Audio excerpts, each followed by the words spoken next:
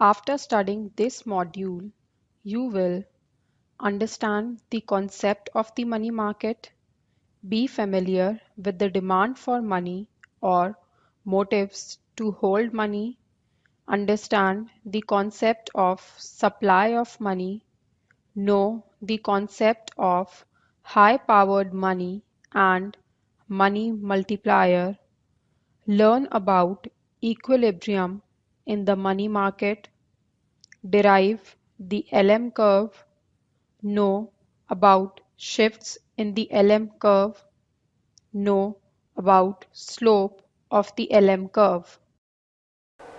The previous module was on the equilibrium in goods market and we learnt about the IS curve. According to Keynesian analysis, the demand and supply of money has an important role to play in determining the rate of interest. The present module attempts to introduce the concept of equilibrium in the money market and the LM curve. Thereafter, in the following module, we will bring the IS and LM curves together to determine simultaneous equilibrium in goods and asset markets. First, we will discuss the asset and money markets in this module and understand how the rate of interest is determined. The asset market. In the previous module, we saw how households' decision to allocate aggregate income between consumption and savings had an impact of the level of aggregate demand and hence output. This analysis ignored the financial sector altogether. Now, we explicitly bring in the financial sector by looking at how agents allocate their financial wealth between available assets and money. Keynes, in his analysis, assumed that there are only two types of financial instruments, namely money and bonds, non-monetary financial assets. Holding money is convenient as it can be readily used for settling transactions. However, money provides no additional financial return and it is demanded for its own sake as it is liquid, whereas bonds are non-monetary financial assets and the rate of return or yield of the bond is the interest rate. So, if an individual holds his entire income in the form of money, he will not get any return. In fact, the return would be negative if the price levels are rising as the value of money will go down over time. An individual who holds his income in the form of bonds will get a rate of return, but the price of bonds is itself subject to fluctuations. A fall in the price of bonds will mean a capital loss to the bondholder, while a rise in bond prices create capital gains for all those who bought bonds when price was low. You will see that the price of bonds is linked to the interest rate on the bond.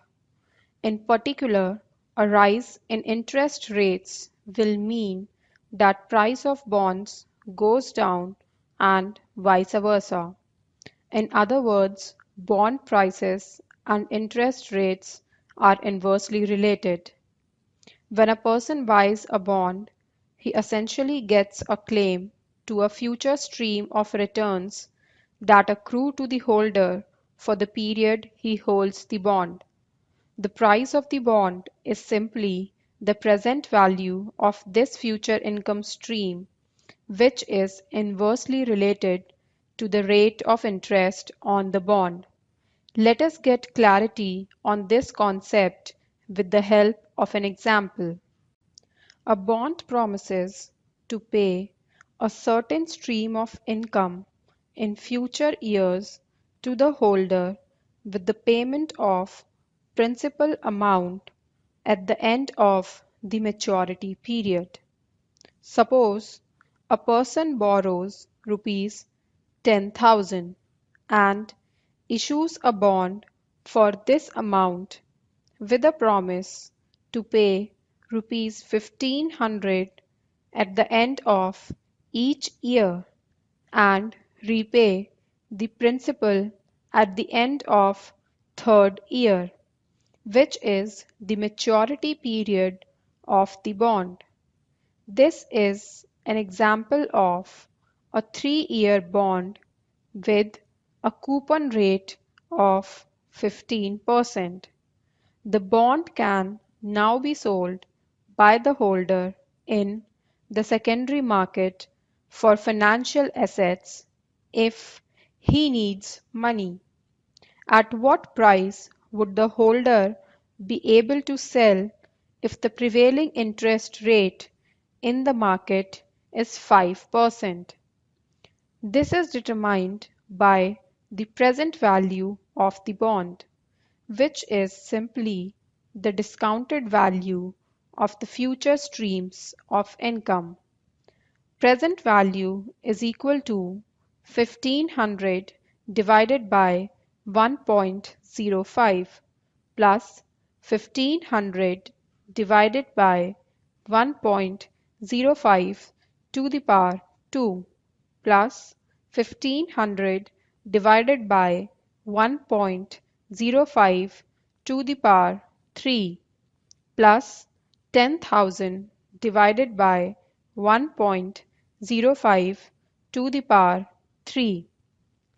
Present value is equal to 1428.57 plus 1360.54 plus 1295.76 plus 8638.76 is equal to 1272.25. No one would pay a price higher than the present value, and the seller would have no incentive to sell below this price. Thus, the holder should at least get the present value of the bond. If the interest rate increases to 8%, what happens to the price of bond? The present value becomes present value is equal to 1500 divided by 1.08 plus 1500 divided by 1.08 to the power 2 plus 1500 divided by 1.08 to the power 3 plus 10,000 divided by 1.08 to the power 3.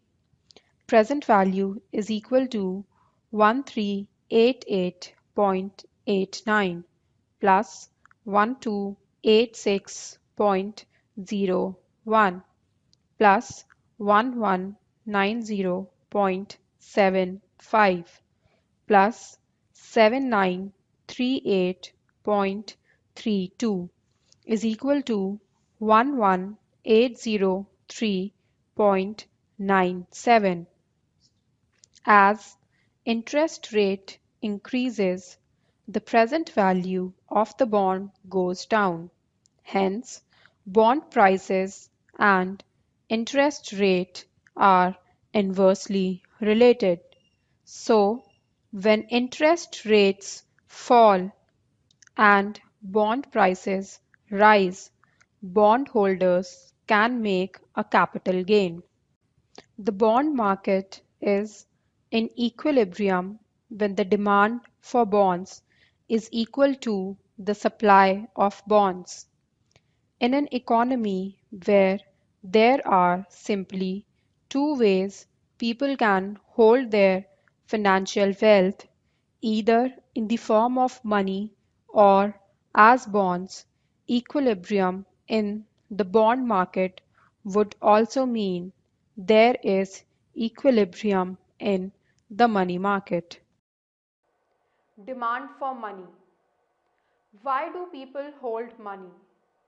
This is because it is the most liquid asset available and can be readily used to settle transactions. Therefore, in Keynesian parlance, demand for money is also known as liquidity preference.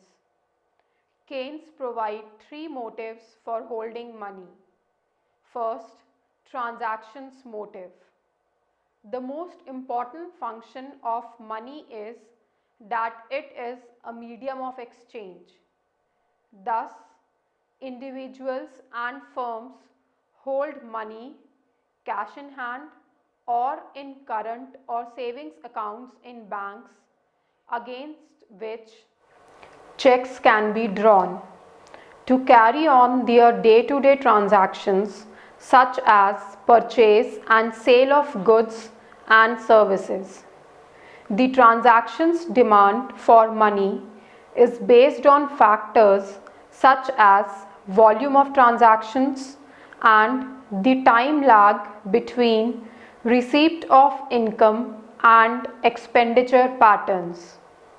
Therefore, people demand money simply for its convenience in settling transactions.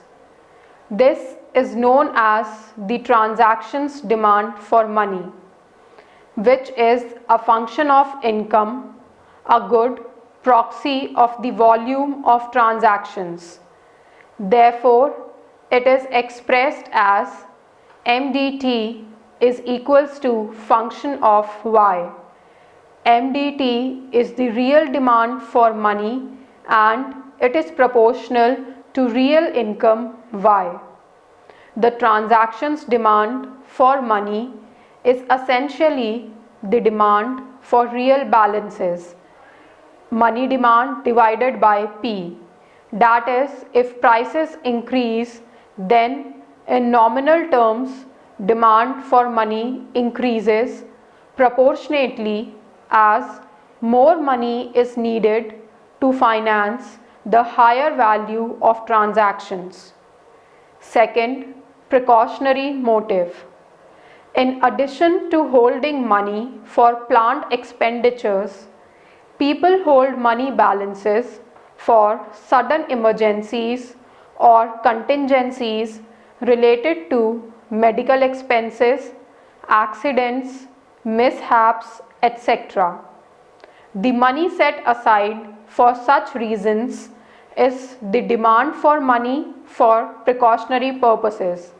It is also a function of income. That is, MDSP is equals to function of Y. Since the motives for holding money for both transactions and speculative balances are similar and depend on income, they are generally clubbed together in the transactions demand for money. Third, speculative motive. The households hold a part of their money for speculative purposes, that is, for making financial investments and making a capital gain out of the uncertainties associated with interest rates and bond prices. We have seen that bond prices are inversely related to the rate of interest. Due to the change in rate of interest and hence change in price of bonds, the investors may wish to profit by buying and selling bonds. For instance, in period of high interest rates, bond prices are relatively low. So, People expect bond prices to rise. To take benefit from this anticipated rise in bond price, people tend to buy more bonds to sell them when price of bonds rises. Buying at a low price and selling at a higher price enables them to make capital gains. The reverse happens when the interest rates are low. In this case, bond prices are relatively high. Therefore, people expect the price of bonds would come down. In this case, to avoid capital losses, people would like to sell bonds. The speculative demand for money is thus inversely related to interest rates. As interest rates rise, people would like to buy bonds and reduce money holdings. That is, the demand for speculative balance falls when interest rates rise and vice versa. The equation for speculative demand for money can be expressed as speculative demand for money is equal to function of rate of interest. Considering all three motives of money demand discussed above, the demand for money is a function of income and rate of interest.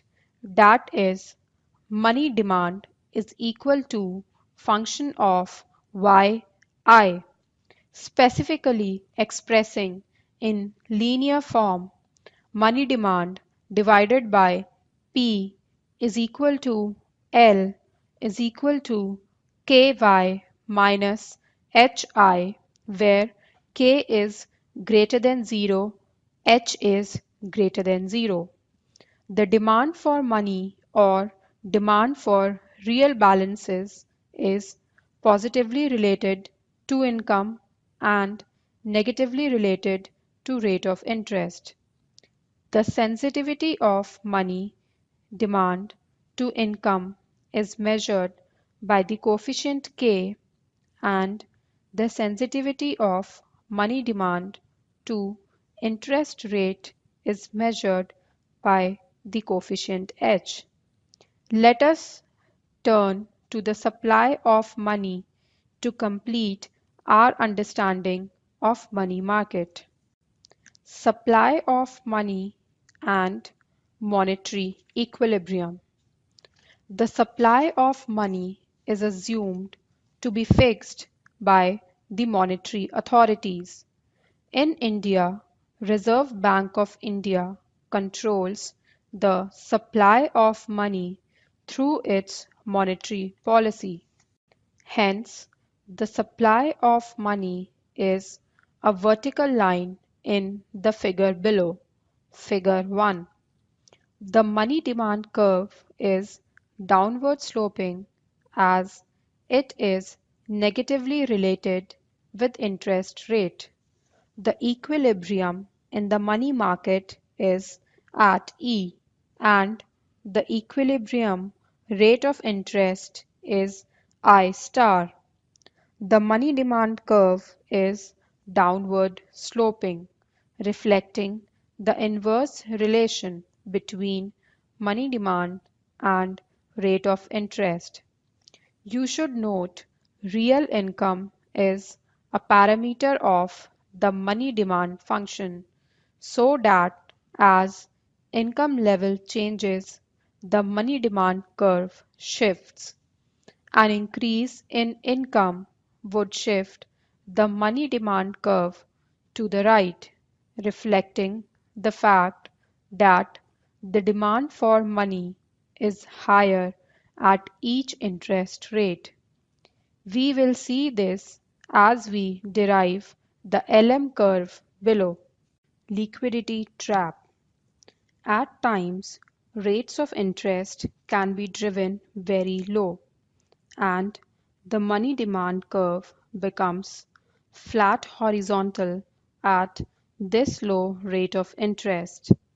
In this case, The general belief is that interest rates are too low or that bond prices are far too high. So, practically everyone believes bond prices will fall in future. In other words, people expect capital loss associated with bonds and would not like to hold bonds and hold entire wealth in the form of money. Keynes described this situation as liquidity trap. In this situation, any increase in money supply will be held by the public without any fall in interest rates.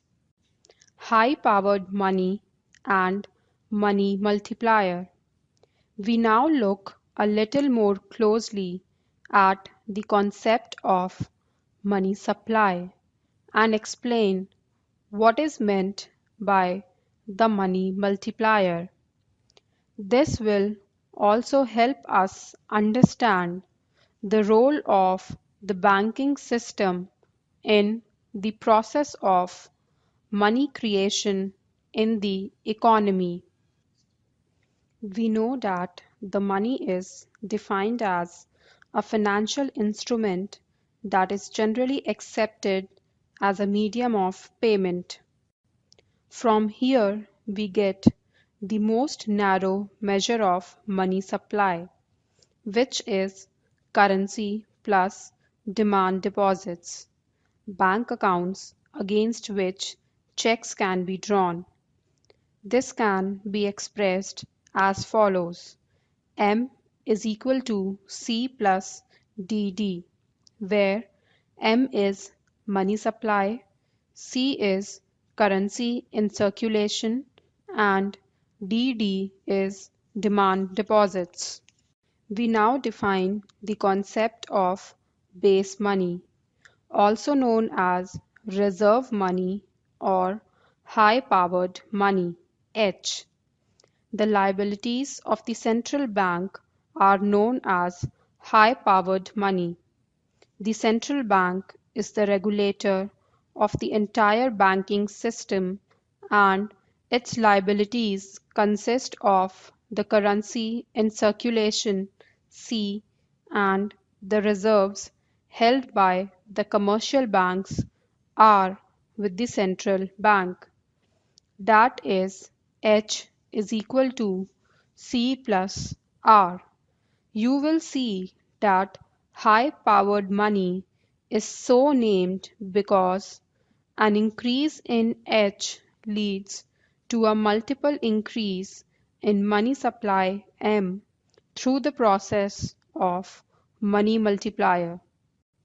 To understand the concept of money multiplier, note that reserves of the banking system R are a fraction of the deposits D held by the commercial banks. The minimum reserves must be held in accordance with the cash reserve ratio (CRR) requirement set by the Reserve Bank of India. In fact, the CRR is an important component of monetary policy. Thus, banks are required to maintain a reserve ratio R that is a proportion of deposits of banks.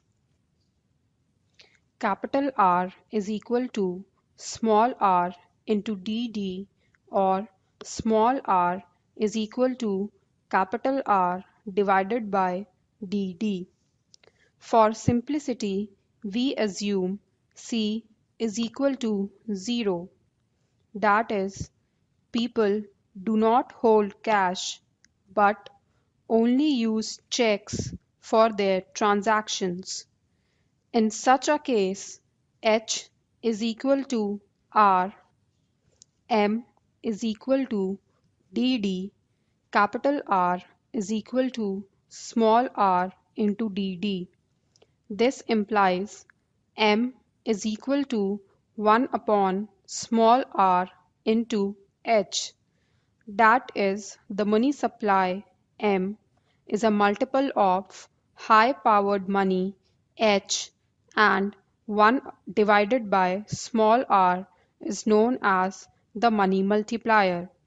Clearly, the multiplier is greater than 1 since small r is less than 1. If, for example, the reserve ratio is 10%, small r is equal to 0.1, then the commercial banks would have to hold rupees 10 as reserves for each rupees 100 of their deposits. The money multiplier is 1 divided by small r is equal to 1 divided by zero point 0.1 is equal to 10. That is, an increase in high-powered money by rupee 1 will result in increase in money supply by 10 times. If central bank reduces the reserve ratio to 5%, small r is equal to 0.05, then the commercial banks are required to hold only rupees 5 as reserves and can lend rupees 95 as deposits. The money multiplier then becomes 1 divided by small r is equal to 1 divided by 0.05 is equal to 20. In this case, an increase in high-powered money by rupee 1 will result in increase in money supply by 20 times. After understanding the relation between money supply and high-powered money and learning about the money multiplier, we turn next to the derivation of LM curve, which is based on the equilibrium in money market. We will now derive the LM curve, which is based on equilibrium in the money market. Figure 2, that is, when demand for money and supply of money are equal. At the income level Y1, the money demand curve is MDY1. The rate of interest is I1. At this interest rate and income level I1 Y1, the money market is in equilibrium. This gives the first point E1 on the LM curve. Suppose there is an increase in income from Y1 to Y2. Due to the increase in income, demand for money increases. As money demand is positively related to income at each rate of interest, so the money demand curve shifts rightward to MDY2. Once the money demand curve shifts, there is money market disequilibrium at E1 as there is excess demand for money. Demand for money is higher because income is higher, but money supply is the same at MS. So interest rates rise. Remember, money demand is negatively related to interest rate. To eliminate the excess demand, and the process continues till once again money demand and money supply are equal. The interest income combinations I1 Y1 and I2 Y2 give us 2 points on the LM curve, E1 and E2. Joining all such points E1, E2 and E3, which give interest rate income combinations for which the money market is in equilibrium yields a positively sloping LM curve. The LM curve is positively sloping as an increase in income increases money demand at a given interest rate, but the money supply is fixed by monetary authorities. In such a situation, there would be excess demand for money. To equate money demand and money supply, the rate of interest would have to rise to reduce the excess demand for money. Hence, an increase in income is followed by an increase in interest rate to maintain money market equilibrium, resulting in an upward sloping LM curve. We now turn our attention to the position and shifts in LM curve as well as degree of steepness of LM curve in the next two subsections. Shifts in LM curve. The LM curve shifts when there is a change in the supply of money. Let's see the effect of increase in money supply. This is demonstrated in the figure. The money market equilibrium is initially established at the intersection of money supply curve MS1 and money demand curve MDY1. The equilibrium rate of interest is I1. The combination I1 Y1 gives one such point on LM1 curve. When there is an increase in money supply by the monetary authorities, the money supply curve shifts rightward from MS1 to MS2. As money supply increases, the new equilibrium between new money supply curve and original money demand curve is established at a lower interest rate I2.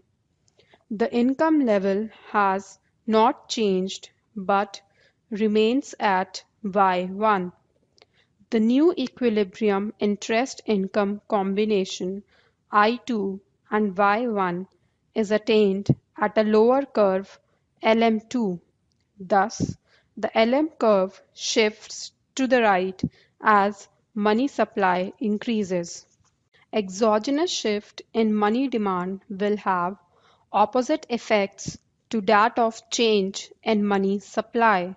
So, an exogenous rise in money demand, for example, because people face a higher value on liquidity with money supply remaining the same, will cause LM to shift to the left. Slope of LM curve. LM curve is the locus of all combinations of interest rate and income for which the money market is in equilibrium. That is, demand for money is equal to supply of money, both measured in real terms. The demand for money is denoted by capital L and the real supply of money is denoted by capital M. Hence, on the LM curve, capital L is equal to capital M. That is, money demand divided by P is equal to capital L is equal to KY minus HI, where K is greater than 0, H is greater than 0. Money supply is equal to M bar. In equilibrium, money demand is equal to money supply. So, equating both the equations, M bar is equal to Ky minus Hi. Hi is equal to Ky minus M bar. I is equals to K divided by H into Y minus 1 divided by H into M bar. This is the equation of LM curve. Clearly, the slope of this curve di divided by dy is positive since k and h are both positive. The LM curve is steeper, higher is the income elasticity of money demand K, and lower is the interest elasticity of money demand H. Let us summarize what we learnt in this module. In this module, we learnt that Keynes provided three motives for holding money: transactions, precautionary, and speculative motives respectively. The transactions demand for money arises because money is a medium of exchange. Both transactions and precautionary demand for money are positively related to income levels. The speculative demand for money arises because people hold bonds that yield returns. Further, people can make capital gains from fluctuations in bond price. The price of bond and interest rate are inversely related. The speculative demand for money is negatively related to the interest rate. The supply of money is assumed to be fixed by the central bank of the country. The equilibrium interest rate is determined by the intersection of vertical money supply curve and downward sloping money demand curve. The liquidity trap arises when interest rates are too low. So, people do not want to make investments in bonds as it would result in capital loss and the demand for money becomes infinitely elastic.